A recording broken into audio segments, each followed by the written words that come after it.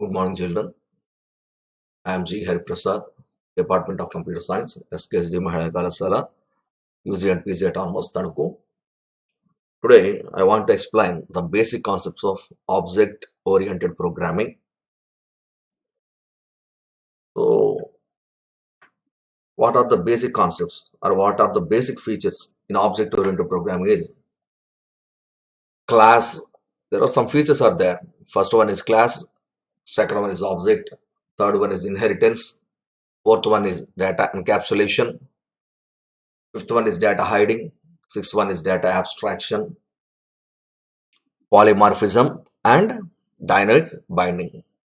So ఎందుకు object oriented programming అనేది ఎంత పాపులర్ అయింది అంటే ఒక బిల్డింగ్ కన్స్ట్రక్ట్ చేయడానికి యాక్చువల్గా చూడండి ముందర వెంటనే బిల్డింగ్ అనగానే బిల్డింగ్ కన్స్ట్రక్ట్ అవ్వదు బట్ అది కన్స్ట్రక్ట్ చేయడానికి ముందుగా ఏం చేస్తారంటే ఒక థియరిటికల్ ఇష్యూని అప్లై చేస్తారు అంటే ముందుగా ప్లాన్ వేస్తారు ఒక పేపర్ తీసుకుంటారు పేపర్లో వాళ్ళ దానికి సంబంధించి అంటే వాళ్ళ బిల్డింగ్కి సంబంధించి ఏమేం కావాలో చెప్పడానికి కావాల్సిందంతా కూడా ఒక పేపర్ పైన థియరిటికల్గా వాళ్ళు ఒక ప్లాన్ వేసుకున్న తర్వాత ఆ ప్లాన్ బేస్ చేసుకుని ఏం చేస్తారంటే కావాల్సిన ఇంగ్రీడియంట్స్ అనేది తెప్పించుకుంటారు అంటే కావాల్సింది అక్కడ శాండ్ కావాల్సిన శాండ్ కానీ సిమెంట్ కావాల్సిన సిమెంట్ కానీ ఇలాంటివి డిఫరెంట్ తెప్పించుకుని ఏం చేస్తారంటే ఫైనల్గా ఒక ప్రొడక్ట్ని బయటికి అంటే ఫైనల్గా ఒక హౌస్ లేదా హోమ్ లేదా అపార్ట్మెంట్ వాటిని వారు బిల్డప్ చేస్తారు.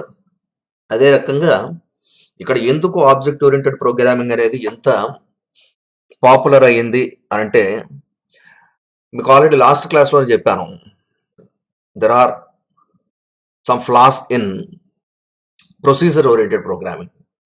ప్రొసీజర్ ఓరియంటెడ్ ప్రోగ్రామింగ్ ఉన్న బేసిక్ ప్రాబ్లం ఏంటంటే వచ్చిన యాక్షన్ని వచ్చినట్టుగా పెర్ఫామ్ చేసేయడం, అట్ ది సేమ్ టైం డేటాకి ప్రొటెక్షన్ ఇవ్వకపోవటం. సో మీకు వచ్చినట్టుగా అంటే మీకు చెప్పాను ఒక సి క్లాస్ చెప్తున్నాను ఒకళ్ళకి ఇన్స్టిట్యూట్లో నేను ఒక గంటకి జావా వాళ్ళు వచ్చారు మళ్ళీ వాళ్ళకి కూడా చెప్పేస్తాను తర్వాత మళ్ళీ అగైన్ ఇంకొక తర్వాత అంటే నెక్స్ట్ మళ్ళీ ఇంకో సి క్లాస్ వస్తే వాళ్ళకి మళ్ళీ కూడా సి క్లాస్ చెప్తున్నాను మళ్ళీ ఇంకో గంటకి పైథాన్ వాళ్ళు వస్తే పైథాన్ వాళ్ళకి క్లాస్ చెప్తున్నాను. ఇక్కడ మీరు అబ్జర్వ్ చేస్తే సి క్లాస్ వాళ్ళకి 2 గంటలు సపరేట్గా తీసుకోవాల్సిన అవసరం లేకుండానే ఒకేసారి తీసుకుంటే అక్కడ టైం అనేది ఏమవుతుందంటే మనకి సేవ్ అవుతుంది. సో మేజర్గా ప్రొసీజర్ ఓరియంటెడ్ ప్రోగ్రామింగ్లో ఈ రకమైన ఫ్లాస్ ఆ డ్రాబ్యాక్స్ ఉండడం జరిగింది. At the same time procedure oriented ప్రోగ్రామింగ్కి వచ్చేటప్పుడు మీకు చెప్పాను C is the best example. అక్కడ సి లాంగ్వేజ్కి వచ్చేటప్పుడు బెస్ట్ ఎగ్జాంపుల్గా తీసుకుంటే ప్రొసీజర్ ఓరియంటెడ్ ప్రోగ్రామింగ్లో మనం ఏమి ఇవ్వలేమంటే మన డేటా ఏదైతే ఉందో ఆ డేటాకి ప్రొటెక్షన్ అనేది ఇవ్వలేము. మేజర్ డ్రాబ్యాక్ అదే. సో అంటే అక్కడ డేటా అంతా కూడా అంటే దాంట్లో అక్కడ డేటా అని మాట్లాడుతుంటే మీరు కొంతమందికి కన్ఫ్యూజన్ అన్నమాట. అంటే అక్కడ ఆ సి లాంగ్వేజ్ ద్వారా లేకపోతే ఆ ప్రొసీజర్ ఓరియంటెడ్ ప్రోగ్రామింగ్ లాంగ్వేజెస్ ఏవైతే ఉన్నాయో వాటి ద్వారా మనం ఒక ప్రాజెక్ట్ లేదా ఒక ప్రోగ్రామ్ కానీ రాస్తే అక్కడ ఉండే డేటాని అంటే ఆ ప్రోగ్రామ్ ద్వారా రాయబడిన దాన్ని మనం మార్కెట్లోకి కానీ ప్రజెంట్ చేస్తే మన డేటాని ఎవరైనా కూడా ఏం చేయొచ్చు అంటే యూజ్ చేసేసుకోవచ్చు. కానీ కొన్ని సందర్భాలు ఎట్లా ఉంటాయంటే అందరూ యాక్సెస్ చేసుకోకూడదు, కొంతమంది మాత్రమే యాక్సెస్ చేసుకోవాలన్న ఆలోచన వస్తే అట్లాంటి వాటిని ప్రొసీజర్ ఓరియంటెడ్ ప్రోగ్రామింగ్లో సపోర్ట్ చేయదు. మరి ఎందుకు ఆబ్జెక్ట్ ఓరియంటెడ్ ప్రోగ్రామింగ్ అనే ఈ ఇష్యూ ఎంత పాపులర్ ఎందుకు అయిందంటే దీనికి ఒకటే రీజన్. ఇక్కడ మేజర్గా యాక్షన్స్ కంటే కూడా డేటా పైన ఎక్కువ కాన్సన్ట్రేషన్ అనేది ఇది చేస్తుంది. ఈ రోజుకి కూడా జావా అనేది ఎంత హైలైట్ అయ్యిందంటే కారణం ఏంటంటే ఇది డేటా యొక్క ప్రొటెక్షన్కి చాలా ప్రిఫరెన్స్ ఇవ్వడం జరుగుతుంది. అంటే ఏదైతే నువ్వు ప్రోగ్రామ్ రాసావో అది పబ్లిక్గా అందరికీ పనిచేయదు. పబ్లిక్గా కావాల్స్తే పబ్లిక్ గాను, ప్రైవేట్గా కావాల్స్తే ప్రైవేట్ గాను, అలాగే అట్ ది సేమ్ టైం ప్రొటెక్టెడ్గా కావాల్స్తే ప్రొటెక్టెడ్ గాను, అందరికి ఇవ్వాల్సి వస్తే అందరికి ఇచ్చేటట్టుగా, కొంతమందికి ఇవ్వాల్సి వస్తే కొంతమందికి ఇచ్చేటట్టుగా. సో అసలు ఎవరికి ఇవ్వకుండా నేనే చూసుకోవాలంటే నేనే చూసుకునేటట్టుగా అలా డేటాని ఏం చేస్తుందంటే మనకి ఇది సెక్యూరిటీని ప్రొవైడ్ చేయడం వలన ఎంత పాపులర్ అయింది. సాధారణంగా మామూలుగా జనరల్ క్లాసెస్లో అడుగుతూ ఉంటాను నేను ఏమని అడుగుతూ ఉంటానంటే ఎందుకు హైదరాబాద్ పాపులర్, హైదరాబాద్ దేనికి గురించి పాపులర్? తిండి విషయంలో దేనికి పాపులర్ అని అడిగితే మీరు వెంటనే చెప్తూ ఉంటారు క్లాసెస్లో, సార్ దమ్ బిర్యానీ సార్, అక్కడ హైదరాబాద్ దమ్ బిర్యానీ అంటారు. అమ్మ ఇక్కడ రావులపాలెం ఎందుకు పాపులర్ అంటాను నేను, వాళ్ళు వెంటనే చెప్తారు నాకు, సార్ కుండ బిర్యానీ సార్ అని. అంటే ఎందుకు ఇవి ఇంత పాపులర్ అయ్యానంటే దాని లోపల కొన్ని ఇంగ్రీడియంట్స్ వేశారు వాళ్ళు. ఎలా పడితే అలా తయారు చేయాలి, మనం ఇంట్లో తయారు చేసుకున్నట్టుగా తయారు చేయలేదు, but some ingredients are there. దాని లోపల తయారు చేసేటప్పుడు కొన్ని అద్భుతమైన విషయాలు వేసి పెట్టారు. ఇక్కడ కూడా అలాగే కొన్ని అద్భుతమైన విషయాలన్నీ కూడా ఆబ్జెక్ట్ ఓరియంటెడ్ ప్రోగ్రామింగ్ లో ఉన్నాయి. వాటిల్లో వేసిన ఇట్లాంటి ఈ తాలింపులు ఏవైతే ఉన్నాయో, అంటే కావాల్సిన విషయాలు ఏవైతే ఉన్నాయో, ఈ విషయాలన్నీ కూడా ఎక్కడ ఉన్నాయి సార్ అంటే మనకి ఆబ్జెక్ట్ ఓరియంటెడ్ ప్రోగ్రామింగ్ లాంగ్వేజెస్ ఏవైతే ఉన్నాయో వాటిల్లో ఉండడం జరిగింది. ఇప్పుడు మనం మాట్లాడేది ఆబ్జెక్ట్ ఓరియంటెడ్ ప్రోగ్రామింగ్ గురించి మాట్లాడుతున్నాం కనుక, ఆల్రెడీ ప్రీవియస్ క్లాసెస్లో నేను క్లాస్ అంటే ఏంటో చెప్పాను, ఆబ్జెక్ట్ అంటే ఏంటో చెప్పాను, బట్ అగైన్ రిపీట్ చేస్తున్నాను. Class is a blue print. Class అనేది చూస్తే దాన్ని ఏమంటామంటే బ్లూ ప్రింట్ అని చెప్పడం జరుగుతుంది. మీకు దానికి కూడా ఎగ్జాంపుల్ చెప్పాను. ఒక క్లాసు ఉంది అంటే క్లాసులో ఎవరు ఉంటారంటే నెంబర్ ఆఫ్ స్టూడెంట్స్ ఉంటారు.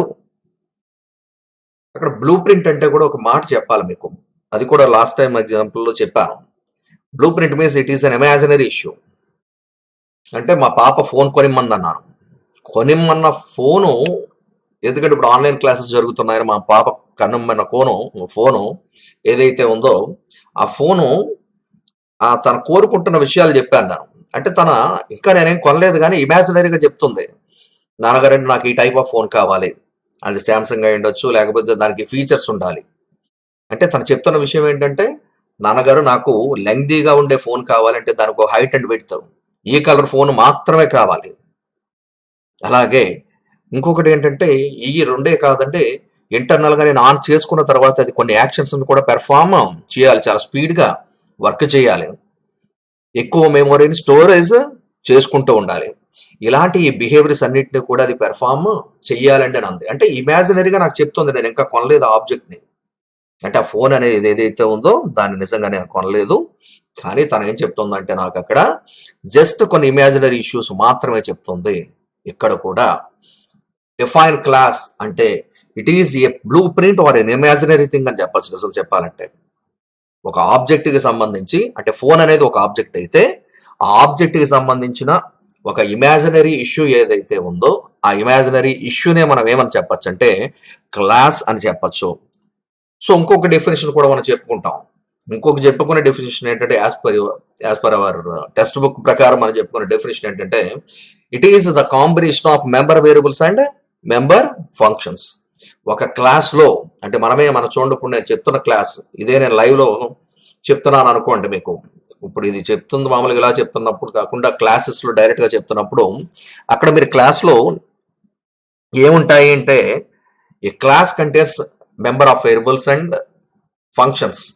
కొన్ని మీకు మెథడ్స్ అనే మాట అర్థం కాబట్టి ఫంక్షన్స్ అనుకుంది. It is collection of member variables and member functions. అంటే అక్కడ చూడండి నెంబర్ ఆఫ్ వేరియబుల్స్ అంటే ఎవ్రీ ఇయర్ నేను చూడండి, ఇప్పుడు సెకండ్ ఇయర్కి నేను మళ్ళీ జావా చెప్తున్నాను, మీరే ఉంటారు ఎప్పుడు ఫీల్డ్స్ మారుతూ ఉంటాయి. అంటే మన ప్రాజెక్ట్ని బట్టి కూడా అలాగే నెంబర్ ఆఫ్ ఫీల్డ్స్ని మనం మార్చుకుంటూ ఉంటాం. అందుకనే ఒక క్లాసులో ఏముంటాయంటే it is collection of variables. Variable means which can vary, ఎప్పుడు మారుతూ ఉండేవి అవి ఉంటాయి. దానితో పాటు ఈ స్టూడెంట్స్ ఉంటారు, లెక్చరర్స్ కూడా ఉంటారు. బట్ ఈ స్టూడెంట్స్కి లెక్చరర్స్కి సిమిలర్ బిహేవియర్ ఉంటుందా? కాదు, డిఫరెంట్ బిహేవియర్ ఉంటుంది. ఇప్పుడు వీళ్ళు వెళ్ళే క్లాస్ని బట్టి కొన్ని క్లాసెస్ చాలా సైలెంట్గా ఉంటాయి.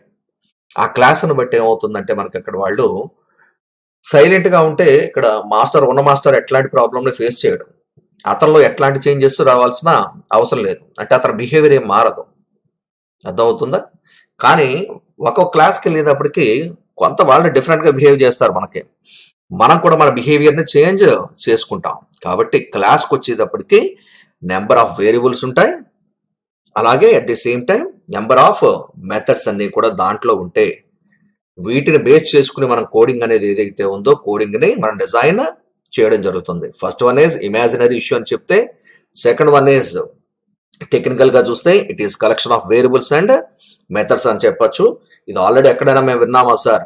ఇంచుమించు ఇలాంటి కాన్సెప్ట్ మీరు సి లాంగ్వేజ్లో స్ట్రక్చర్స్ అనే కాన్సెప్ట్లో మీరు ఆల్రెడీ వినడం జరిగింది. సో ఇక్కడికి వచ్చేటప్పటికి చూడండి, it is a blue print for the object అన్నాం. ఇందాక నీకు మీకు చెప్పాను, ఆ ఫోన్కి సంబంధించి ఏమేం ప్రాపర్టీస్ ఉండాలో మా పాప చెప్తోంది అక్కడ.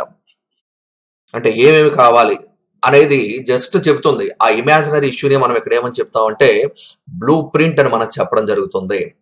అండ్ సెకండ్ వన్ ఈస్ మనం ఇక్కడ చెప్పేది ఏంటి సార్ అంటే it is collection of variables and functions అని చెప్తున్నాం. క్లాస్ ఏం కలిగి ఉంటుందంటే నెంబర్ ఆఫ్ ఫీల్డ్స్ ఉంటాయి దాంట్లో, అంటే నెంబర్ ఆఫ్ పర్సన్స్ ఉంటారు. ఒక్కొక్క పర్సన్ కి ఒక్కొక్క స్టేట్ ఉంటుంది, వాడికి ఒక్కొక్క బిహేవియర్ అనేది అలాట్ చేయబడి ఉంటుంది. కాబట్టి క్లాస్ అంటే మనం చెప్పిన రెండో ఇష్యూ ఏంటంటే it is collection of variables and functions. చాలా మందికి తెలియదు కాబట్టి ఒక మాట రాస్తున్నాను. ఇదిగోండి, మనం జావా లాంగ్వేజ్ లో రాస్తాం, ఒక క్లాస్ ఏదో డిక్లేర్ చేస్తాం. మనకి ఏదో కాలేజీకి సంబంధించిన క్లాస్ ఇచ్చారనుకోండి, మనం ఇప్పుడు డిగ్రీ కాలేజీకి సంబంధించిన ఒక క్లాస్ని క్రియేట్ చేసేటప్పుడు క్లాస్ డిగ్రీ అని రాస్తాం. దాని లోపల ఏమేమి ఏం కావాలి, కలెక్షన్ ఆఫ్ వేరియబుల్స్ ఏంటంటే ఇంటూ స్టూడెంట్ నెంబర్ అని రాస్తాం, స్ట్రింగ్ స్టూడెంట్ నేమ్. ఇవి కావాల్సింది ఒక కాలేజీలో, డిగ్రీ కాలేజీలో స్టూడెంట్. ఈ అన్నిటికంటే ఇంపార్టెంట్ ఇంకోటి ఉంది, దట్ ఈజ్ ఫీజ్ అని అనుకుందాం. అక్కడే పైన రాసేయచ్చు, మామూలుగా మీకు అర్థం రావడానికి ఇలా రాశాను. వీటన్నిటిని variables, it is collection of variables అంటాం. Okay, variables. నెక్స్ట్ దీంతో పాటు ఫంక్షన్స్. సో వీటి ద్వారా ఏం చేస్తామంటే మనం రెండు ఫంక్షన్స్ రాసాం. ఒకటి ఇన్పుట్ ఇవ్వడానికి, అంటే మన స్టూడెంట్స్ యొక్క విషయాన్ని అంతటిని కూడా లోపలికి స్టోర్ చేయడానికి, కాబట్టి మీకు సంబంధించిన ఇన్ఫర్మేషన్ అంతా స్టోర్ చేయడానికి ఒక చోట కోడింగ్ రాస్తాం. It is method, it is collection of member variables and member methods or functions అన్నాం. దీంట్లో కోడింగ్ రాస్తాం. అగైన్ దాన్ని డిస్ప్లే చేయడానికి కూడా ఇన్పుట్ అని రాయొచ్చు, లేదా అవుట్పుట్ అని కూడా మీరు రాసుకోండి. రాసి ఎగ్జాంపుల్ చెప్తున్నాను అంతే. దాని లోపల కూడా మీరు కోడింగ్ అనేది డిఫైన్ చేయొచ్చు. అర్థమవుతుందా మీకు? సో కాబట్టి మీ సొంత క్లాసును ఒక దాన్ని డిక్లేర్ చేసి ఆ క్లాసులో ఏమి జరగాలి అంటే ఏమేమి ఉండాలి, ఏమేమి వేరియబుల్స్ ఉండాలి, అలాగే అది ఏ రకమైన విషయాన్ని బిహేవ్ చెయ్యాలి అనే దాన్ని మీరు డిసైడ్ చేస్తున్నారు. అర్థమవుతుందా? కాబట్టి class contains member variables and member methods. So ఇలా రాసిన తర్వాత దీన్ని అందుకు ఇంకొక పాయింట్ నేను ఇక్కడ రాయడం మెన్షన్ చేయడం జరిగింది. ఇక్కడ నీ సొంతగా రాసుకున్నావా లేకపోతే వాడు ఇచ్చేసింది రాసావా అంటే, ఇక్కడ నీకు ఇచ్చిన ప్రాజెక్ట్ ఏంటంటే డిగ్రీ కాలేజీకి సంబంధించిన ప్రాజెక్ట్ కాబట్టి క్లాస్ డిగ్రీ అన్నాం. మీకు అర్థమవుతుందా? ఒకవేళ ఇంటర్కి సంబంధించిన ప్రాజెక్ట్ మొత్తం కాలేజీ అంతటికి సంబంధించిన ప్రాజెక్ట్ ఇస్తే ఇంకో క్లాస్ కూడా నువ్వు డిఫైన్ చేసుకోవచ్చు. దీని కింద అగైన్ క్లాస్ ఇంటర్, ఇంటర్ లోపల మళ్ళా దానికి కావాల్సిన వేరియబుల్స్ ప్లస్ దానితో పాటు కావాల్సిన మెథడ్స్ ఆర్ ఫంక్షన్ ఇష్యూస్ ఏవైతే ఉన్నాయో వాటన్నిటిని నువ్వు డిఫైన్ చేసుకోవచ్చు. ఫైనల్ గా ఇది క్లాస్ SKSD అని క్రియేట్ చేసి దాంట్లో మనం పబ్లిక్ స్టాటిక్ వాయిడ్ మెయిన్ అనే దాంట్లో, అంటే మెయిన్ క్లాస్ లో దాన్ని యాక్సెస్ చేసుకుంటూ ఉంటాం. సో కాబట్టి మీరు చూడాల్సిన విషయం ఏంటంటే ఇక్కడ ఇది ఎలా పనిచేస్తుందంటే మన సొంత దాన్ని మనం డిక్లేర్ చేసి మన సొంత డేటా టైప్ అని డిక్లేర్ చేసి దాన్ని ఎలా బిహేవ్ చేయాలో మనం ఇక్కడ రాయడం జరుగుతుంది. అందుకని ఇక్కడ నేను థర్డ్ పాయింట్ నేను యాడ్ చేసిన ఇష్యూ ఏంటంటే it behaves like A user defined data type. అర్థమవుతుందా మీకు? ఇలాగా ఒక బిల్ట్ ఇన్ డేటా టైప్ ఇంట్ అని రాసామనుకోండి, ఇంట్ అనేది ఇంటీజర్స్ ఓన్లీ పాయింట్ లేని వాల్యూస్ మాత్రమే యాక్సెస్ చేస్తుంది, ఫ్రాక్షన్ వాల్యూ లేని దాన్ని మాత్రం యాక్సెస్ చేస్తుంది. ఇంటీజర్, ఫ్లోట్ ఇవన్నీ కూడా వీటిని ఏమంటాం మనం బిల్ట్ ఇన్ డేటా టైప్స్. అవి జేమ్స్ గోస్లింగ్ ఎలా చెప్పాడో అలా పనిచేస్తాయి. కానీ ఇప్పుడు డిగ్రీ, ఇంటర్ ఇవన్నీ కూడా ఎవరు చెప్పినట్టు పనిచేస్తాయంటే నువ్వు ఏ రకంగా కోడ్ రాస్తే ఆ రకంగానే పనిచేస్తాయి. కాబట్టి దీన్ని ఏమని చెప్పామంటే it is a user defined data type అని కూడా మనం క్లాస్ గురించి చెప్పడం జరుగుతుంది. ఓకేనా? ఓకే, ఇక మరి నెక్స్ట్ దానికి వద్దాం. మీరు ఎన్ని క్లాసులైనా క్రియేట్ చేయండి. ఇక్కడ ఎన్ని క్లాసులు క్రియేట్ చేసేసాను. ఈ క్లాసులకి ఖచ్చితంగా మెయిన్ క్లాసులో మెయిన్ క్లాస్ ఒకటి ఉంటుంది. ఆ మెయిన్ క్లాస్లో కంపల్సరీ గుర్తుపెట్టుకోండి, ఇలా రాసేసినంత మాత్రాన్ని గొప్ప విషయం ఏం కాదు. అంటే క్లాస్ ఉండడం ఒక గొప్ప విషయం కాదు. క్లాస్ ఎవరి ద్వారా యాక్సెస్ చేసుకోబడాలంటే ఒక ఆబ్జెక్ట్ మనం క్రియేట్ చేయాలి. ఏ క్లాస్కి, డిగ్రీ అనే క్లాస్కి ఒక ఆబ్జెక్ట్ని క్రియేట్ చేసి ఇలా ఆబ్జెక్ట్ని క్రియేట్ చేస్తాం. క్రియేట్ చేసిన తర్వాత ఆ ఆబ్జెక్ట్ ద్వారా అక్కడ ఉండే మెథడ్స్ని కాల్ చేస్తాం. అంటే ఆబ్జెక్ట్ క్రియేట్ అవ్వనంత వరకు కూడా అక్కడ ఉండే ఏ ఇష్యూని కూడా మనం ఏం చేయలేమంటే యాక్సెస్ చేసుకోలేము. కాబట్టి ఆబ్జెక్ట్ లేకుండా ఎట్టి పరిస్థితిలో మనం ఏం చేయలేమంటే అక్కడ ఉండే స్టేట్ అండ్ బిహేవియర్, అంటే స్టేట్ అంటే అక్కడ సంబంధించిన వేరియబుల్స్ని కానీ అక్కడికి సంబంధించిన మెథడ్స్ని కానీ మనం యూజ్ చేయలేము. ఇక్కడ మీరు అబ్జర్వ్ చేస్తే నేను నెక్స్ట్ చెప్పిన స్లైడ్లో ఆబ్జెక్ట్ అంటే objects are basic entities of object oriented system. యాక్చువల్గా మనకి ఆబ్జెక్ట్, మన ప్రోగ్రామింగ్ పేరు ఆబ్జెక్ట్ ఓరియంటెడ్ ప్రోగ్రామింగ్. అంటే ఆబ్జెక్ట్ అనేది లేకుండా ఎట్టి పరిస్థితుల్లో మనం దేన్ని కూడా యాక్సెస్ చేసుకోలేం. కాబట్టి బేసిక్ ఎంటిటీ అది. రెండోది విషయం చెప్పాం, each object is denoted by its name and state. చూడండి, ప్రతి ఆబ్జెక్ట్ కి ఏముంటుందంటే కంపల్సరీ ఒక పేరు ఉంటుంది. ఆ పేరు ద్వారా ఏం చేస్తామంటే అక్కడ ఉండే విషయాలన్నింటినీ కూడా మనం యాక్సెస్ చేసుకుంటాం. చూడండి, the variables with in the objects express everything about the state and methods. అంటే ఇందాక చెప్పిన మీకు విషయమే. ఇప్పుడు మనం ఫోన్ ఇందాక మా పాప అన్న తర్వాత నేను షాప్కి తీసుకెళ్తానన్నాను. షాప్కి తీసుకెళ్ళిన తర్వాత మరి ఫోన్ని నేను పర్చేస్ చేయనా? సో మా అమ్మాయి చెప్పినట్టుగానే అవి పర్చేస్ చేస్తే అవి ఏం చేస్తాయంటే దాని ఇంటర్నల్గా కొన్ని వేరియబుల్స్, అంటే కొన్ని ఇన్స్ట్రక్షన్స్ అనేవి డిజైన్ చేయబడి ఉంటాయి. ఆ ఇన్స్ట్రక్షన్స్ కొన్ని మెథడ్స్ని యూజ్ చేస్తూ అక్కడ మనకేం చేస్తాయంటే ఆ ఫోన్లో ఏం కావాల్స్తే వాటి అన్నిటిని కూడా పెర్ఫామ్ చేయడం జరుగుతుంది. కాబట్టి నేను మా పాపను తీసుకెళ్లిన తర్వాత ఏదైతే ఆబ్జెక్ట్ నేను పర్చేస్ చేశానో అదేం చేస్తుందంటే కొంత దానికి సంబంధించిన బిహేవియర్, అంటే దాంట్లో మీరు వాట్సాప్ వేస్తారా, గేమ్స్ వేస్తారా, ఏం చేస్తారా, దానికి సంబంధించిన బిహేవియర్ అంతటిని కూడా అక్కడ ఎక్స్ప్రెస్ చేస్తుంది. ఆ ఎక్స్ప్రెస్ చేయడానికి అవి అంతటిని కూడా ఎక్కడ రాస్తారంటే ఇందాక చేసాం, మెథడ్స్ ఆర్ ఫంక్షన్స్ లో రాస్తాం. అర్థమవుతుందా? ప్రతిదీ కూడా అలాగే అవన్నీ కూడా ఏంటంటే ఈ మెథడ్స్ ఫంక్షన్స్ రాస్తున్నప్పుడు అవన్నీ కూడా ఎవరిని యూజ్ చేసుకుంటూ రాసుకుంటామంటే అక్కడ వేరియబుల్స్ ఏవైతే ఉన్నాయో అక్కడ ఇందాక చూడండి, నేను student number, student name and fees అని రాశాను. దాన్ని బేస్ చేసుకుని ఇక్కడ మెథడ్స్ లో మనకి కావాల్సిన దాన్ని ఎక్స్ప్రెస్ చేయడం జరుగుతూ ఉంది. ఇదంతటిని ఎవరి ద్వారా యాక్సెస్ చేసుకుంటామంటే బై యూజింగ్ ఆబ్జెక్ట్. ఆబ్జెక్ట్ లేకుండా అక్కడ మనకి ఇన్పుట్ అనే మెథడ్ని కానీ అవుట్పుట్ అనే మెథడ్ని కానీ మనం యాక్సెస్ చేసుకునే అవకాశమే లేదు. ఒకవేళ నువ్వు ఇంటర్ అనే దాన్ని కూడా నువ్వు యాక్సెస్ చేసుకోవాలన్నా, ఇంటర్కి కూడా నువ్వు ఎవరిని క్రియేట్ చేయాలంటే ఇంకొక ఆబ్జెక్ట్ని క్రియేట్ చేసి పెట్టుకో. ఈ ఆబ్జెక్ట్ ద్వారానే అక్కడ ఉండే ఏవైనా మెథడ్స్ ఉంటే, అంటే అక్కడ ఏ మెథడ్ రాయలేదు, ఎగ్జాంపుల్కి మెథడ్స్ అని రాసేస్తున్నాను, అక్కడ ఉండే మెథడ్ని కానీ అక్కడ ఉండే వేరియబుల్ని కానీ నువ్వు యాక్సెస్ చేసుకోవచ్చు. సాధారణంగా బిహేవియర్ అంతా ఎక్కడ డినోట్ చేయబడి ఉంటుందంటే మెథడ్లోనే. ఓకే, మీకు అర్థమవుతుందా? సో కాబట్టి ఆబ్జెక్ట్ అనేది ఏంటంటే ఒక రియల్ టైం ఎంటిటీ. మా అమ్మాయి అంతకు ముందర ఇమాజినరీగా చెప్పిన దాన్ని నేను ఏం చేశాను అంటే ఒక రియల్ టైం, వెంటనే నేను ఏం చేశానంటే అమ్మాయికి ఒక ఫోన్ని కొనిచ్చాను. ఆ ఫోన్ అనేది ఇప్పుడు రియల్ టైమా ఇమాజినరీ అంటే ఇట్ ఈస్ అండ్ ఇమాజినరీ కాకుండా it is A real world entity. Okay, అంటే ఉదాహరణకి నేను మా పాప విషయం చెప్పాను. మనం ఇంకో ఎగ్జాంపుల్ కూడా తీసుకుంటే బైక్ ఉందనుకోండి, బైక్ ఏముంటాయంటే నెంబర్ ఆఫ్ వీల్స్ ఉంటాయి. ఆ నెంబర్ ఆఫ్ వీల్స్ ఇష్యూస్ ఇవన్నీ ఉంటాయి. సో అవన్నీ కూడా మనం దానికి సంబంధించిన మనం వేరియబుల్స్ అనుకుంటే దాని బిహేవియర్ అంటే మెథడ్స్ ఏంటి? ఒకటి యాక్సలరేషన్. మా అమ్మాయి ఏం చెప్పిందంటే, నాన్నగారంటే స్క్రీన్ చాలా బాగుండాలి, స్పీడ్గా ఎగ్జిక్యూట్ అవ్వాలి, ఇంటర్నల్ మెమరీ ఎంత ఉండాలి, ఈ రకంగా ప్రాసెసింగ్ జరగాలని చెప్పిందిగా. ఇక్కడ అదే రకంగా దీని యొక్క బిహేవియర్ ఏంటంటే, ఆ బైక్ కొన్న తర్వాత మీరు చూస్తే దాని బిహేవియర్‌లో మనం బ్రేకింగ్ వేస్తాం, స్పీడ్‌గా నడుపుతాం. ఒక్కో సందర్భంలో ఏదైనా వచ్చినప్పుడు అప్ అండ్ డౌన్స్ వచ్చినప్పుడు మనం ఏం చేస్తామంటే స్లో డౌన్ చేస్తాం. అలాగే గేర్స్‌ని అవసరాన్ని బట్టి ఏం చేస్తామంటే మారుస్తూ ఉంటాం. ఇదంతా బిహేవియరు.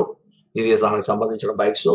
మీరు 4కి సంబంధించిన ఎగ్జాంపులే తీసుకుంటారా? బైక్స్‌కి సంబంధించిన ఎగ్జాంపుల్సే తీసుకుంటారా? లేకపోతే మీ క్లాస్‌కి సంబంధించిన ఎగ్జాంపుల్సే తీసుకుంటారా అనేది మీ డెసిషన్ పైన డిపెండ్ అయ్యి ఉంటుంది.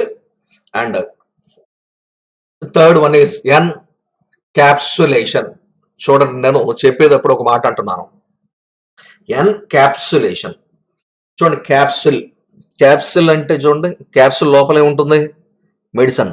అన్ని క్యాప్సూల్స్ లో ఒకే రకమైన మెడిసిన్ ఉంటుందా? డిఫరెంట్ డిఫరెంట్ మెడిసిన్స్ ఉంటాయా అంటే, ఒక్కొక్క కంపెనీ వాడికి సంబంధించిన జబ్బును బట్టి వాడు ఏం చేస్తాడంటే ఆ క్యాప్సూల్ లోపల డిఫరెంట్ మెడిసిన్స్ ఏం చేస్తాడంటే లోపలికి స్టోర్ చేయడం జరుగుతుంది. అలాగే మనకి ఆబ్జెక్ట్ ఓరియంటెడ్ ప్రోగ్రామింగ్ లో, అంటే ఉదాహరణకు మన జావా అట్లాంటి ఆబ్జెక్ట్ ఓరియంటెడ్ ప్రోగ్రామింగ్ లాంగ్వేజ్ ఎవరున్నారంటే, జావా లాంటి లాంగ్వేజెస్ లో ఒక క్లాసులో ఒకే రకమైన వాటిల్ని మనం లోపలికి తీసుకువెళ్ళి స్టోర్ చేయకుండా డిఫరెంట్ ఇష్యూస్ ని డిఫరెంట్ క్లాసెస్ లో డిఫరెంట్ ఇష్యూస్ ని మనం ఏం చేయొచ్చు అంటే స్టోర్ చేయొచ్చు. ఇందాకే రాసా, మనం డిగ్రీ క్లాస్ లో ఒక రకమైన విషయాన్ని స్టోర్ చేస్తే ఇంటర్ క్లాస్ లో వేరొక రకమైన విషయాన్ని స్టోర్ చేయొచ్చు. అంటే ఇది క్యాప్సిల్ లాంటిది. క్యాప్సిల్ కి ఎలా ఉంటుంది? మీరు క్యాప్సిల్ గాని చూసినట్లయితే అబ్జర్వ్ చేయండి మీరు.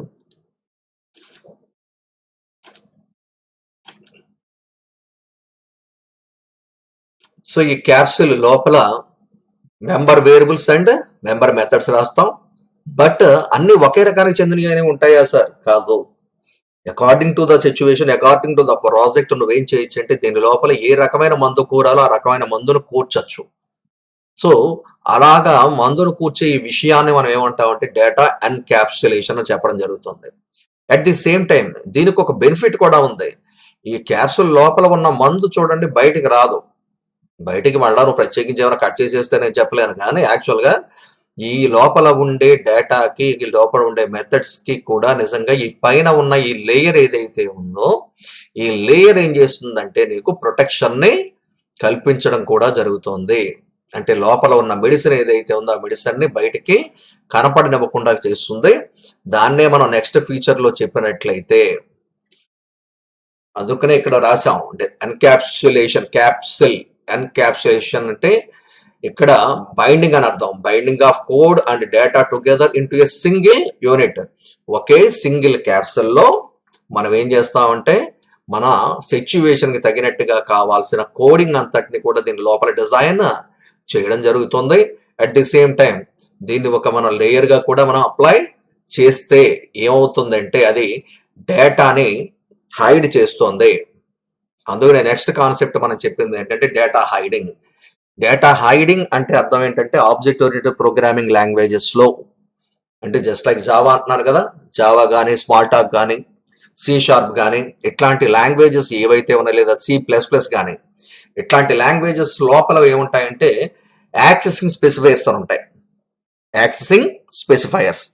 అలాంటి యాక్సెసింగ్ స్పెసిఫైయర్స్ బేసికల్ గా చూస్తే 3 రకాలైన యాక్సెసింగ్ స్పెసిఫైయర్స్ ఉంటాయి: private, public and protected. So దీనికి నేను కామన్ గా చెప్పే ఎగ్జాంపుల్ ఏంటంటే,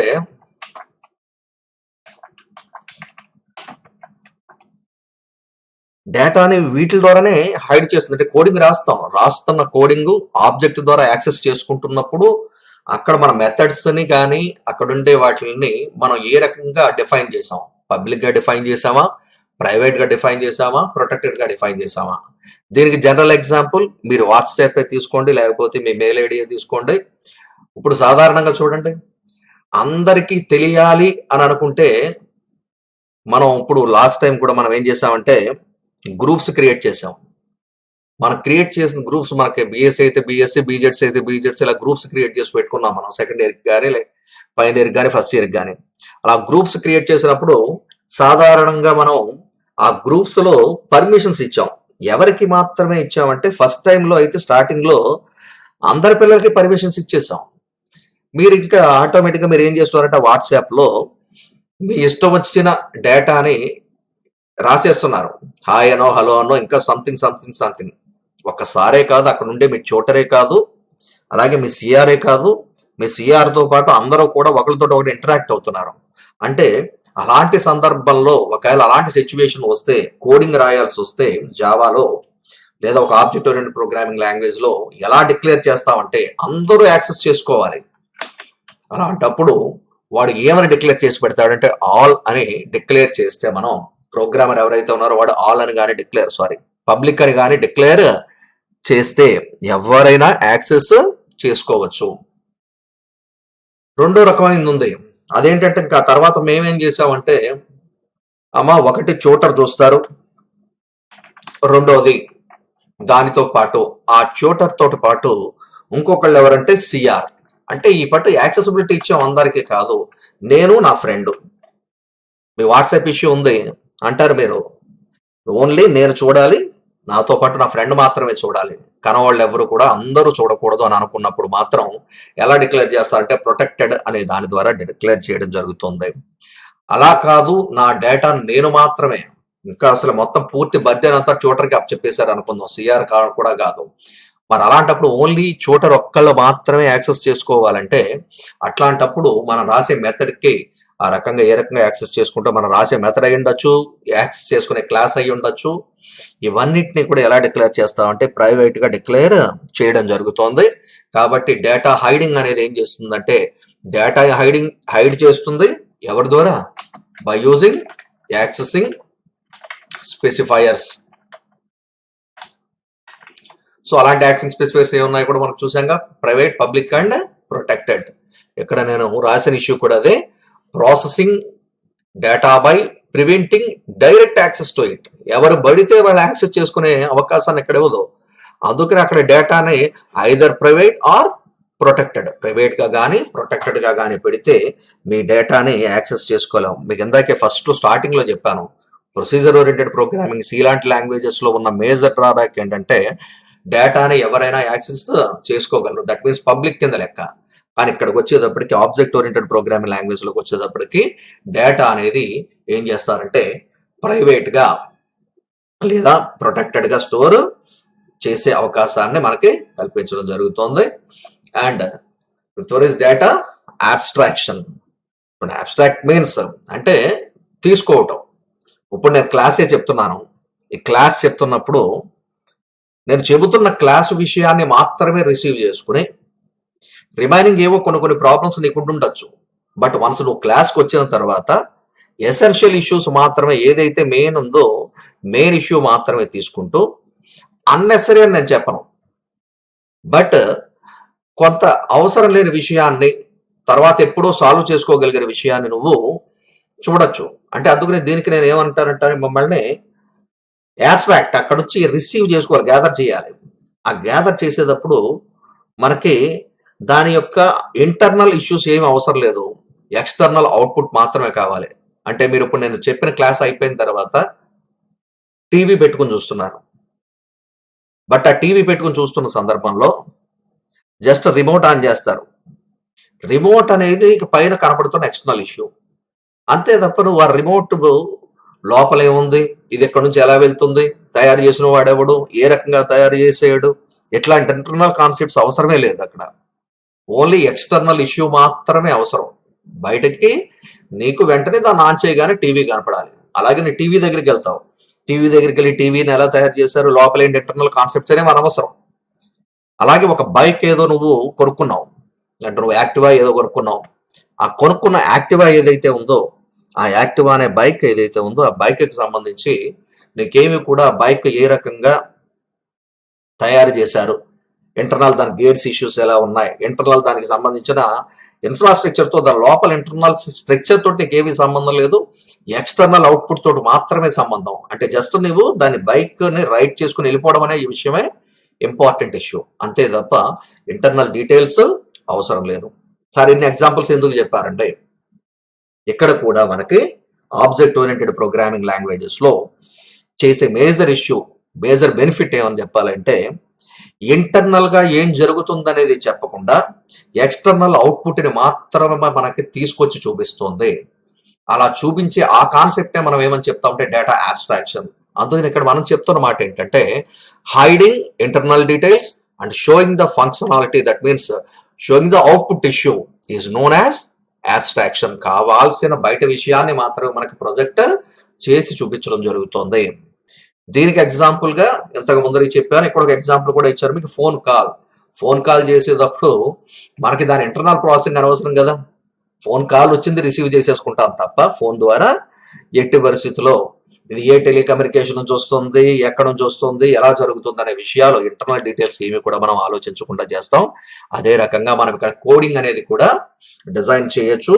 ఆ కోడింగ్ ని ఆబ్జెక్ట్ ఓరియంటెడ్ ప్రోగ్రామింగ్ లాంగ్వేజ్ అన్ని కూడా ఆ ప్రోగ్రామింగ్ ఆ ప్రాజెక్ట్ డిసైడ్ చేసేటప్పుడు, అంటే డిఫైన్ చేసేటప్పుడు, తయారు చేసుకునేటప్పుడు ఇంటర్నల్ డీటెయిల్స్ ఎవరికి తెలియకుండానే ఎక్స్టర్నల్ అవుట్పుట్ వచ్చేటట్టుగా చేయొచ్చు. ఎలాగా మీ సెల్ ఫోన్ లో మీరు ఒక యాప్ కానీ గేమ్ కానీ తయారు చేసి, అంటే మీరు యాప్ కానీ గేమ్ కానీ ఉందనుకోండి, దాన్ని ఇన్స్టాల్ చేసి యూజ్ చేసుకుంటారు తప్ప వెనకాల ఎవరు తయారు చేశారు ఇవన్నీ కూడా అట్లాంటి ఇంటర్నల్ డీటెయిల్స్ అవసరం లేకుండా గేమ్స్ ఎలా ఆడేస్తారో అలాగా చేయడానికి మనకి డేటా అబ్స్ట్రాక్షన్ అనే concept object oriented programming languages లో ఉపయోగపడడం జరుగుతుంది. Next one is inheritance. Inheritance అంటే కూడా ఇది కూడా మీకు చాలా దగ్గరగా ఉన్న కాన్సెప్ట్. అంటే దీనికి కామన్ గా నేను క్లాస్ లో ఉన్నట్లయితే నేను చెప్తున్న ఎగ్జాంపుల్ ఏం చెప్తూ ఉంటానంటే, అంటే ఇది మన కాలేజెస్ లాంటి కాలేజెస్ కాదు కానీ ఎగ్జాంపుల్ జస్ట్ అంతే. ఇక్కడ ఒక బాగా చదివే స్టూడెంట్, బాగా చదవని స్టూడెంట్, ఇద్దరు స్టూడెంట్స్ ఉన్నారు. వీళ్ళిద్దరూ కూడా ఎగ్జామినేషన్కి అటెండ్ అవ్వాలి. అయితే ఈ బాగా చదవని స్టూడెంట్ ఏమని చెప్తుందంటే నాకు చాలా వరకు రావు, కాబట్టి ఈ బాగా చదివే స్టూడెంట్ ఫ్రెండ్ కాబట్టి క్లాస్ ఫస్ట్ స్టూడెంట్ ఈ అమ్మాయి క్లాస్ లాస్ట్ స్టూడెంట్ అనుకుందాం. ఇప్పుడు ఈ క్లాస్ ఫస్ట్ స్టూడెంట్ నువ్వు మాక్సిమం నువ్వు చదువుకొచ్చేస్తావు కనుక ఏవో కొన్ని క్వశ్చన్స్ జాగ్రత్తగా నేను చదువుకొస్తాను, నీ నెంబరు నా నెంబరు వెనకాలే ఉంది, నువ్వు సూపర్ అంటే నువ్వు చాలా బాగా చదువుతావు అని అర్థం. నేను పర్లేదు ఏదో చదువుతాను కాబట్టి కొంచెం పేపర్ సైడ్కి పెట్టి అంటుంది. సైడ్కి పెట్టు అని అనగానే ఇక్కడున్న అమ్మాయి ఏం చేస్తుందంటే, ఇప్పుడు ఎగ్జామినేషన్కి అటెండ్ అయ్యారు వీళ్ళిద్దరు.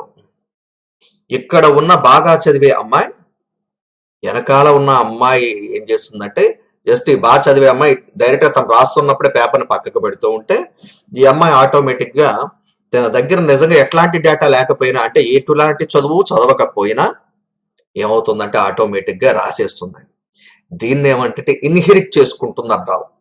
ఇక్కడ ఎందుకు ఎగ్జాంపుల్ చెప్పారు సార్ అంటే, ఇందాక బాగా చదువుతున్న అమ్మాయిని మనం మాట మాట్లాడాం సూపర్, దాన్ని సూపర్ క్లాస్ అని చెప్తాం. సో ఇక్కడ వెనకాల ఉన్న అమ్మాయిని చెప్పాం this is called sub class అంటాం. ఒక సూపర్ క్లాస్ లో ఉన్న ప్రాపర్టీస్ అన్నిటినీ కూడా ఎవరు యాక్సెస్ చేసుకుంటారంటే ఒక సబ్ క్లాస్ యాక్సెస్ చేసుకుంటుంది. తన చదువుకున్నది తనతో పాటు ముందర చదివిన అమ్మాయి యొక్క ప్రాపర్టీస్ ఏవైతే ఉన్నాయో ఆ ప్రాపర్టీస్ ని తాను యాక్సెస్ చేసుకోవడం జరుగుతుంది. ఇంకొక విషయం కూడా నేను కామన్ గా చెప్తాను. ఈ మధ్యనే రీసెంట్ గా రిలీజ్ అయిన కొన్ని ఫోన్స్ ఉన్నాయి. శాంసంగ్ M11 అని ఉంది.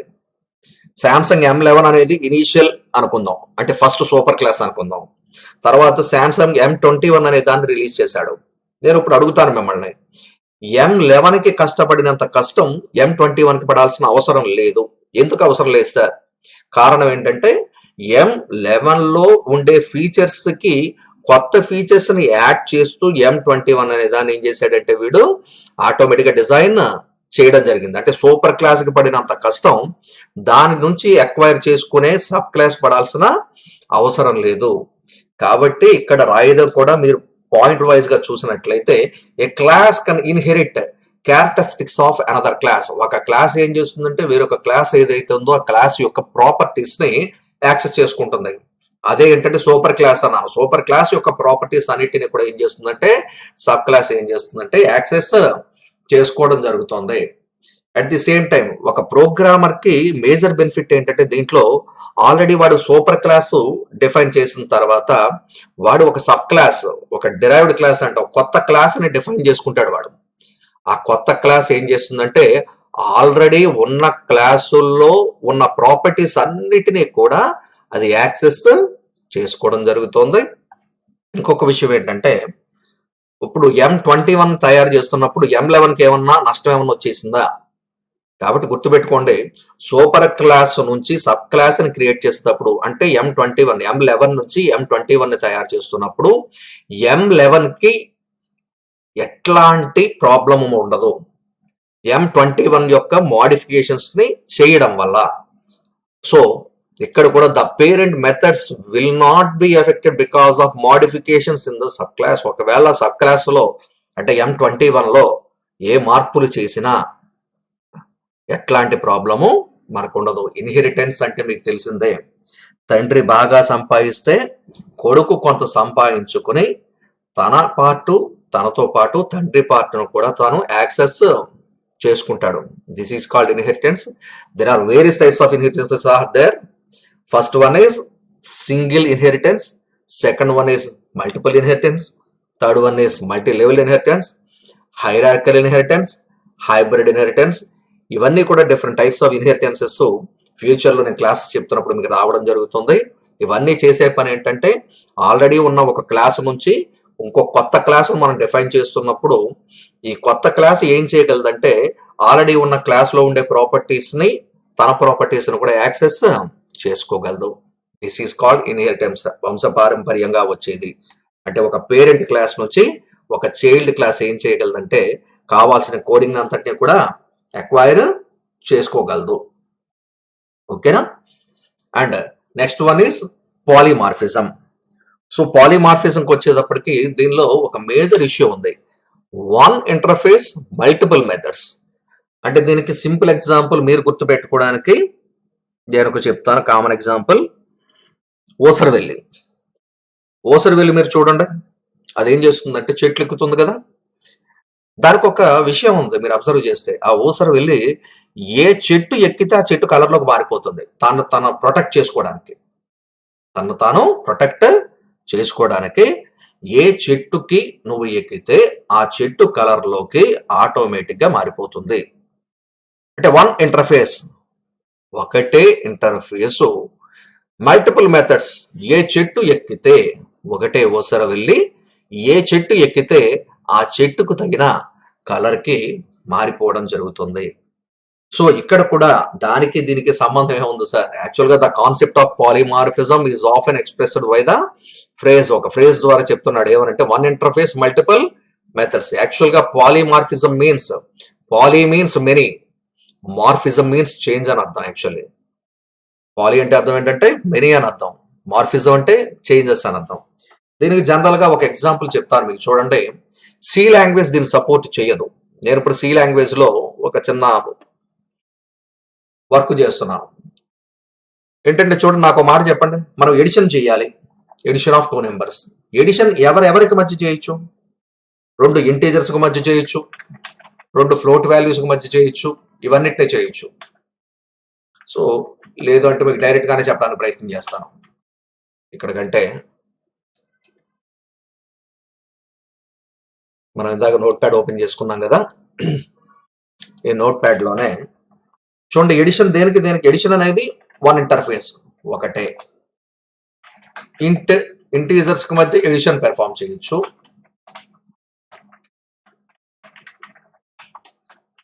ఇంకా ఎడిషన్ ఎవరెవరికి మధ్య చేయొచ్చు? ఫ్లోట్ వాల్యూస్ కు మధ్య కూడా చేయొచ్చుగా. ఫ్లోట్ ఏ కామా ఫ్లోట్ బి. ముందర మెథడ్ లేదా ఫంక్షన్ రాస్తున్నాం.